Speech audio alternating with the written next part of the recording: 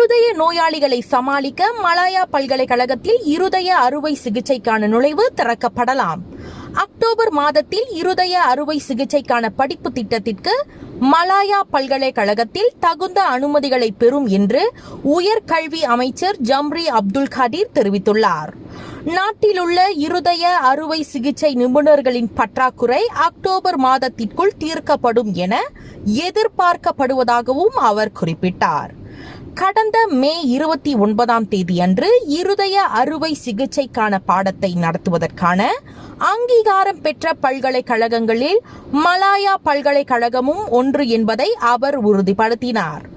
நாட்டிலுள்ள பொது மருத்துவமனைகள் இருதய அறுவை சிகிச்சை நிபுணர்கள் பற்றாக்குறையால் பாதிக்கப்பட்டுள்ளன.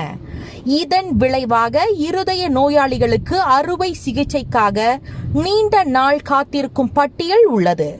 மலாயா மருத்துவ மையத்துடன் அமைச்சகம் விவாதங்களை நடத்தியதாகவும் அப்பல்கலைக்கழகம் ஏற்கனவே இத்திட்டத்தை அறிமுகப்படுத்த திட்டமிட்டுள்ளதாகவும் அவர் கூறினார்.